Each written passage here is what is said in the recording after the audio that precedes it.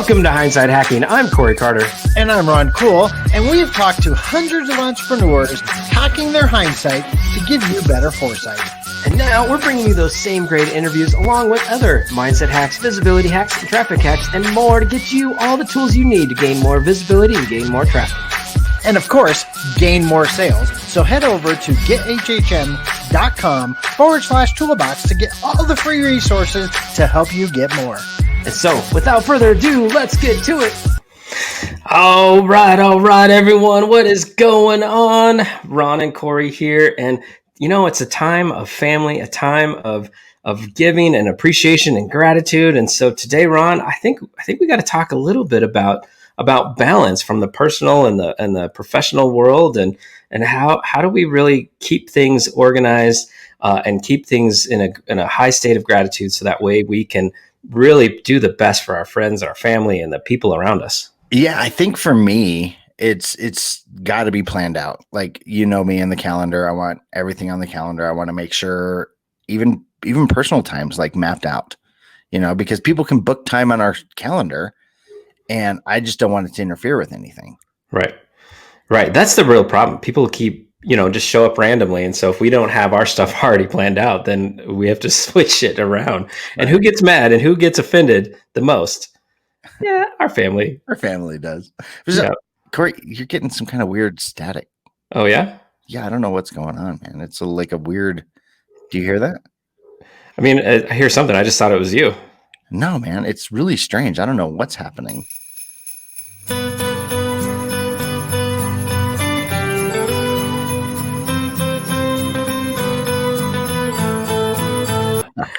We got hacked by Santa. We keep hacking others, and apparently it's our turn to get hacked. You guys, is that all right? Sounds great. Let's talk about Christmas. How is Santa this time of year? Holy smokes. How do you have time? You're too busy this time of year to have time to talk to us. You're not kidding. I'm really busy. Hey, perfect. Well, since you're here, Santa, well, let's talk a little bit and tell us. How are you managing and everything that's going on? A little about yourself. Well, it's been a crazy year. I'm visiting kids this year at the mall still, and we're behind plexiglass, and listening to the wishes that they're wanting for Christmas. It's a little different. Some of the kids are more concerned about their friends. Dad's not having a job because of COVID, so that's a little bit different, but still listening to them. And we're getting pictures behind plexiglass. Kind of looks like they're talking to Santa in jail, Got to keep you safe, though. Yeah, they're keeping me safe. So all right. Gosh. All right. What to ask Santa? This is the craziest thing. All right. I kind of want to know about the reindeers, because I had a little bit of an issue with the deer last week where it was just peeking in my window. Scared me half to death. So let's talk about your reindeers and what, just a little bit about them, and maybe who's your favorite reindeer? Well, the kid's favorite reindeer is Rudolph. And a lot of the kids don't know he has his own barn to sleep in because of his nose. It lights up at night. So the other reindeer couldn't sleep. And so we made him his own special little barn now he sleeps in. The other reindeer didn't like that night light going. Right. But the reindeer right now are eating a lot of stuff and getting ready for the big trip. And a lot of people don't realize that we use their antlers are kind of like a wing of an airplane, and that's how it guides their slide. Who's your favorite? I know. Don't tell them. We won't share. We won't share. Okay. I like Bonner. He's a strong one on the team. So nice. All right, Santa. So one thing kids do need to remember is the long carrots. You got to chop those up small because they have digestive issues. If you leave them whole, that causes them to have gas. And so, where I sit it's kind of gets smelly back there. Yes, little bite-sized carrots, much better. That'll help. Yeah. All right. Milk and cookies, chop those carrots up small. Perfect. Small carrots. And speaking of cookies, I know it's one of my favorite things to do is to get ready for when you come to our house and make cookies. But I guess I usually make them because of the ones I like, not necessarily the ones you like. So what's your favorite? I've narrowed my list down to just 2 cookies this year. So, Okay. yeah. So I know I'm making parents really nervous, but I only eat store-bought and homemade. Those are the only 2 type of cookies I'll eat.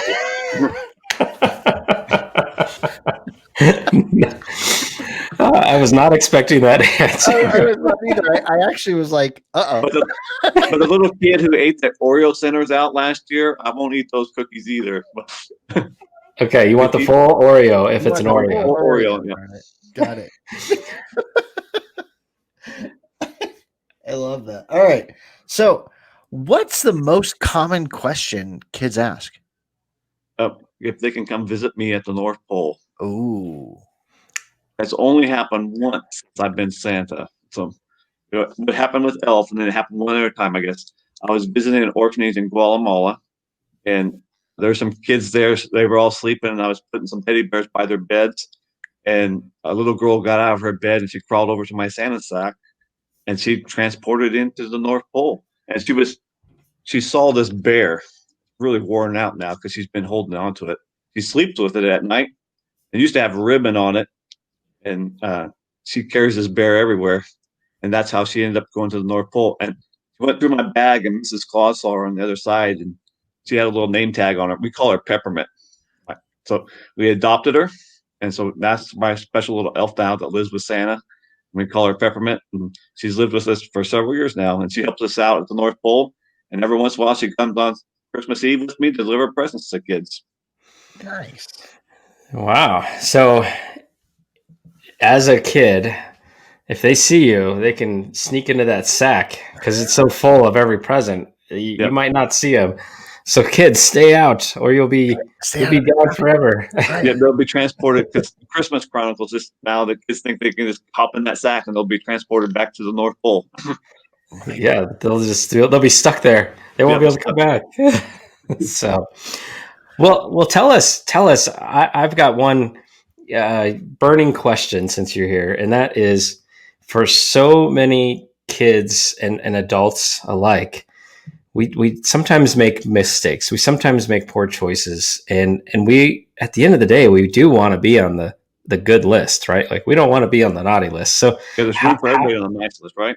Yeah. So how does what happens if I make a mistake, or if a kid makes a couple of mistakes throughout the year? How do they know, and how can they stay on that nice list? Well, before washers and dryers, kids used to hang their socks outside on the clotheslines, and so I'd come by and we'd drop a piece of coal in their sock on the clothesline outside.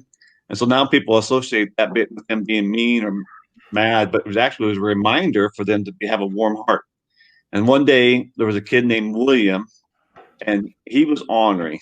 He was a always ornery kid, and he was a 5th grader, and he was always ornery to his sister. And his sister was a kindergartner. So one day he came home from school and he told his mom that, hey, there's going to be a dress rehearsal tomorrow at school. And his sister was supposed to wear her costume to school. And so his mom's like, okay. And William said, Mrs. Smith saw me in the hallway and just told me Lenna's supposed to wear a costume to school. So he got convinced his mom of that. So his mom dropped her off at school the next morning, and about 2 hours later, she got a phone call because she was going out shopping.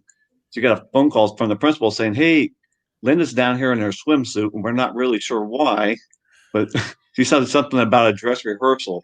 And so William got in trouble because he sent his sister to school in her swimsuit. She was a tightrope walker in the school play, and so it was just kind of crazy. So I dropped a piece of coal in William's sock to remind him that he needed to treat his sister nicely.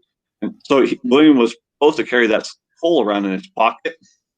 And every time he reached in there, his hands would turn dirty, and it reminded him he needed to have a warm heart. And so he did change with his sister, and they're still really good friends. And his sister actually became a 1st grade teacher for 30-some years.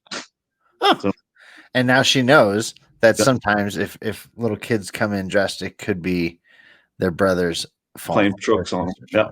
Yeah. Oh my gosh. Wow. So for me, like I've seen the Santa Claus, I've seen these movies, but how do you go down the chimney? Like that one. magically appear. I grab a hold of the bag and we float up through the air and over the chimney, and it helps to be a skinny Santa Claus. I bet. Yeah. Or I have my magic key for those that don't have Santa Claus or don't have a chimney. So Right. All right. So what else do we need to know about Santa? What else do we need to know to make sure that we continue to share the Christmas spirit and cheer and all that? Well, I know Dr. Fauci mentioned that I have the Santa can't get the coronavirus. So that's really nice. So that's nice thing to state that. That's because it's really important for us to give back to other people. Yeah. That's what the Christmas whole spirit is about, the spreading love and joy, and with kids being concerned about their, neighbors and friends not having jobs this year. That's been kind of nice to see the Christmas joy of the kids. Like, hey, what can I get my neighbor for Christmas? Hey, or Santa, can you bring this to my neighbors? That's been really cool to see. That's amazing. I think it's going to be a different world moving forward, but the Christmas spirit could live on all year long, especially with that kind of, the next generation starting to think that way. I think that's amazing. Yeah, it's great to see. It's great to see kids when they're concerned. It's concerned about, animals in the animal shelter or their neighbors' friends, and that's just great. So. Nice. Perfect. All right. So we got to give back. If we make a mistake, we can get back on the nice list. And the lump of coal is more about a reminder to continue to have a warm heart. And, and honestly, right, like diamonds are made from coal. So like good things can happen with that lump of coal. And what else? What else do we need to tell the kids? Do we need to, obviously giving back is huge, and teaching the kids how to do that, whether they're, 3 years old or 42 like me. Yeah. And a lot of times Santa just brings one gift. He doesn't have to bring the big expensive electronic or iPad to their house. Mom and dad can actually bring that gift to the kids. So I think sometimes we go overboard, and Santa might just need to bring one gift and not all the gifts, and give mom and dad some credit there for bringing some of those gifts. So I think there's sometimes I can't bring an iPad to a kid's house, or the newest electronic game that the kids are wanting. So that makes me feel sad when they're not going to get the things that they're wanting. So, but I have something special picked out for them. Well, exactly. And that's actually, something that I was actually going to ask and talk about was, sometimes Santa, can't bring everybody the same thing, because then it wouldn't be fun the next day when you want to play with your friends and everybody has the same thing. Correct. Right. Because then if everybody has the exact same thing, nobody's going to want to play with each other and have fun. So that's a good way of looking at it. And right. I do deliver Nerf guns by somebody who, I don't know if you guys seen that video, but Santa Claus does deliver Nerf guns. We have Nerf wars here at the North Pole all the time. Well, tell us about the North Pole. Tell us about more of those Nerf gun fights, because, at the end of those can all be in fun. And I imagine there's a lot of fun up at the North Pole. Oh, we have fun. The other day was so blowing and blowing, wind was blowing, my hat blew off, and Mr. Polar Bear reached up into the tree and got my hat for me. We have lots of fun at the North Pole all the time. So, we only work about 3 months out of the year, and you're getting toys ready, and the rest of the time we're just out goofing around. So, nice. a great job. We might need that job. I don't know. No kidding. So how is your snowball skills? Oh, they're excellent. Not as good as the Elf, in the Elf movie, but we go toe to toe. Gosh, I don't have any more questions, Corey. I would think I would have a whole bunch. You guys remind me what I brought you guys in your stockings when you were a kid? Ooh. Well, definitely was always packed, and it's not even just as a kid. I still have a packed stocking, so I appreciate that. And but no, it's all the little things that you want, you need, but you don't necessarily ask for, and then you get it, and you're like, I'm so glad I got it again. From easy things like Tic Tacs or socks to every once in a while that bigger gift that you will help you go, a little cash so you can help you go buy the thing, like whatever it was, right? Like it was always it was never something you were really asking for, but always something you really needed. You know, Mrs. Claus invented gift cards, right? No, I didn't. know that. Trying to She lighten the said I load was for you. carrying too much stuff and it was hurting my back, and so the gift cards were a lot easier to put in people's stockings. So Smart. Well, she cares for you, right? yeah, she does. She's looking So out. that's good. Gosh, for me, I think Corey's right. I mean, I remember, I would get stuff that I didn't know I needed or wanted, but the gift that I remember the most, I had to be like 7, and it was like the big, huge plastic Batman car with a Batman action figure and a Robin action figure, and this was back in the 70s. So, I played with that thing for like 5 hours a day, rolling it across the floor. I loved that car. So now, as parents, I've questioned: do you guys like to have the crying baby photos? I love the crying baby photo. That's it. So on Facebook Memories, my daughter because every year she would scream, and just one year the Santa just started screaming with her, and I was like, "What's happening?" And they took the picture, and it was the best picture ever. And that's We're singing along, right? Oh yeah, it was great. Singing along with the kid. Yeah, it was great. Yeah, and my daughter from age 1, she was not afraid. She was like, "This is the person I need to get to know, and this is the person I need to be nice to." So. Did they ever get stage fright when they come up to see me? Not mine. Not mine. She's ready. She knew. So, I love it how some of the kids can rattle off 25 things. It's just as fast as they can in 1 minute. It's incredible. They practice. They're like, Yeah. oh my Yep. gosh, that's awesome. Plexiglass this year is making it hard to hear them, but hey, they're going. That's why they got to leave a note. Yep. Got to write it down. Let me tell you my one thing and give you a note. That's the goal. So perfect. Well, Santa, this is crazy that you hacked us. I'm sure you're super busy. So what do you got? One last piece of advice for the world today. Well, just enjoy the holidays, man. Spread cheer with everybody you come in contact, and it's a great time to be thankful for what we have. So Merry Christmas, guys, and thank you for letting me be hacking your show today. Merry Christmas, Santa. Thanks for coming. You. All right, bye.